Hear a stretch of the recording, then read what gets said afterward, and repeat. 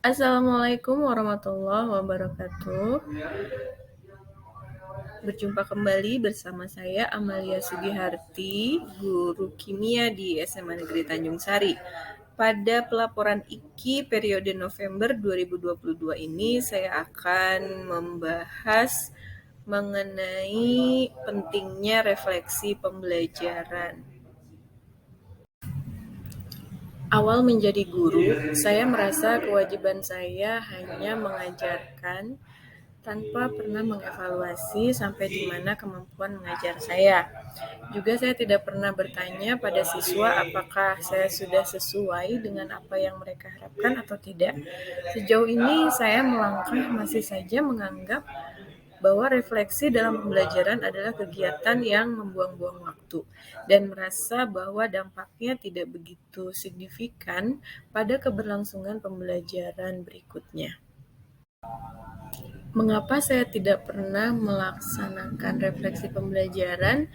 Yang menjadi akar permasalahannya adalah karena saya merasa pembelajaran dengan siswa tidak ada masalah. Yang kedua, jarang menanyakan kendala yang dihadapi oleh masing-masing siswa. Jadi, saya hanya mengajar aja gitu, tidak menanyakan apa sih yang menjadi kendala kesulitan terbesar mereka. Misal mereka jenuh dengan pembelajaran atau tidak, saya tidak pernah menanyakan itu semua. Yang ketiga, tidak mengetahui juga manfaat dari refleksi pembelajaran itu sendiri. Apa sih manfaatnya kalau saya melakukan refleksi pembelajaran gitu.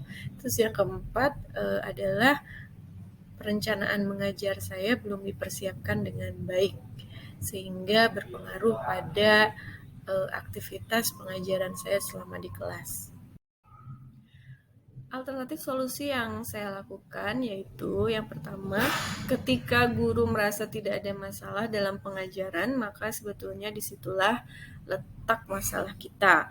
Sebaiknya guru terus mencari informasi mengenai pembelajaran yang menyenangkan itu seperti apa, bermula dari kondisi kita yang merasa bahwa kayaknya nih pembelajarannya masih belum menyenangkan gitu. Nah, ketika sudah ada rasa seperti itu, maka kita langsung berupaya untuk mencari sumber informasi agar performa mengajar kita menjadi lebih baik karena tuntutan zaman juga ya. Untuk saat ini kondisi kita sudah berbeda dan kondisi anak juga sudah berbeda dari tahun ke tahun, dari waktu ke waktu. Lalu yang kedua, guru juga harus sering bertanya pada seluruh siswa. Jadi jangan sebagian atau jangan beberapa saja. Nah, kita harus tanya pada semua, apa sih kendala mereka saat belajar bersama kita. Bahkan guru harus berani memberikan pertanyaan-pertanyaan apa yang harus diperbaiki dari diri kita sebagai pengajar melalui ya proses refleksi pembelajaran gitu. Jadi refleksi pembelajaran ini bisa mengenai materi yang kita bahas, apakah materi yang sudah kita jelaskan ini bisa dipahami atau belum oleh siswa. Bisa juga mengenai cara penyampaian dan metode pembelajaran yang kita pilih, apakah kita sudah sesuai mengajarkannya kepada mereka sesuai dengan kebutuhan mereka atau belum gitu. Terus yang ketiga, guru juga harus menggali manfaat dari refleksi pembelajaran itu sendiri. Jadi kenapa kita harus menggali manfaat dari refleksi pembelajaran? Agar kita bisa mengaplikasikannya di akhir pelajaran. Lakukanlah refleksi itu minimal 1 semester sekali ya. Jika dirasa bermanfaat, kita bisa melakukannya triwulan sekali gitu.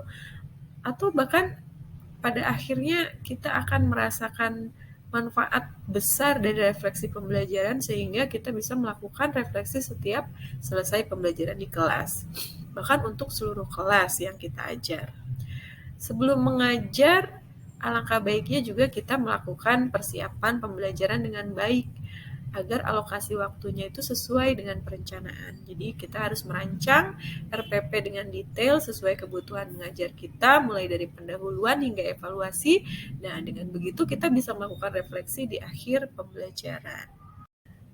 Hasil dari pemecahan masalahnya, yang pertama, guru yang melek informasi berdampak pula pada proses pembelajaran yang menyenangkan. Jadi semakin kita sering untuk mencari informasi di luar sana, maka akan semakin terbuka pemikiran kita bahwa ternyata banyak sekali guru-guru hebat di luar sana yang bisa membuat pola belajar yang menyenangkan bersama siswanya di dalam kelas, sehingga siswa merasa tidak bosan berjumpa dengan kita dan bahkan kita menjadi guru yang dirindukan oleh siswa. Yang kedua, membuat refleksi pembelajaran akan menjadikan kita sebagai guru menjadi lebih paham apa saja yang menjadi kendala siswa, karena siswa kita ini unik dan berbeda dari latar belakang yang berbeda pula.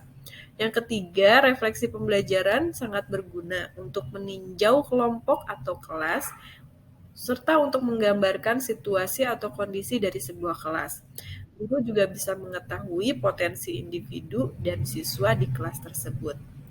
Dan yang keempat, hasil pemecahan masalahnya adalah RPP yang baik bukanlah RPP yang teoritis, namun bisa menuntun pembelajaran di kelas menjadi lebih terarah dan semakin membuat pengajaran guru menjadi kian baik dari waktu ke waktu. Jadi tanpa RPP yang baik, maka refleksi juga tidak akan terlaksana dengan baik. Sumber rujukan masalah yang saya paparkan kali ini adalah yang pertama dari rekan MGMP, dari YouTube dan web guru-guru hebat, kemudian dari pelatihan-pelatihan yang pernah saya ikuti. Baiklah, itu saja pemaparan mengenai manfaat refleksi pembelajaran, seberapa penting sih refleksi pembelajaran bagi kita sebagai guru di dalam kelas. Semoga bermanfaat. Terima kasih banyak atas perhatiannya.